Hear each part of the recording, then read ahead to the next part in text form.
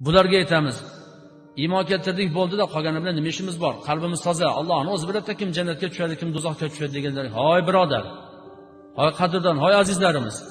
Sen o'zingni yig'ishtirib ol. Alloh taolo iymon keltirding bo'ldi demagan. Unda nima uchun namozni farz qildi? Nima uchun zakotni farz qildi? Nima uchun ro'zani farz qildi? Bu yo'g'ini ham qo'llatib qo'y. Amalini qil deymiz. Endi iymon keltirdik bo'ldi deganlar qiyomat kunida qanday bo'ladi? Alloh taolo xohlaganini kechishi mumkin. Iymoni bor insonning qo'liga bitta idish berilgan bo'ladi. Kim ashhadu an la ilaha illalloh va ashhadu anna Muhammadan abduhu va rasuluhu desa qo'liga bitta idish beriladi. Ya'ni savobni shunga solib yurasan deb iymon xaltasi beriladi. Murjiyalar hozir kundagi amal qilayotganlar, iymon keltirdik bo'ldi-da, endi qalbimiz toza.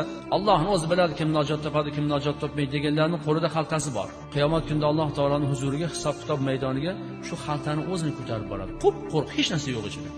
Iymon keltirmaganlar-ku hisob-kitob qilinmasdan to'g'ri jahannamga ketaveradi. Lekin bular hisob-kitob qilinadi. Chunki qo'lida xaltasi bor. Qani nima bilan kelding? Desa xalta bilan keldim deydi. La ilaha illalloh Muhammadur rasululloh kalimasini o'zi bilan keldim deydi. Xohlasa mayli shu kalimaning hurmatidan seni avf qildim, G'afur Rahim sifati bilan seni kechirdim, mag'firat qildim deyishi mumkin. Lekin hadislarda kelishi bo'yicha bir mahal o'qilmagan namoz uchun 500 ming yil atrofida jahannamda azoblanish keltirilgan. 500 ming yil bu dunyoning hisob-kitobi bilan emas, oxiratniki bilan.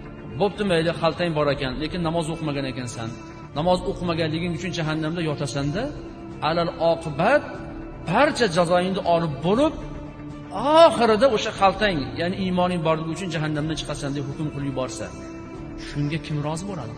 U jahannamda 500 yil emas, bir lahza ham yotishni xohlamasligimiz kerak.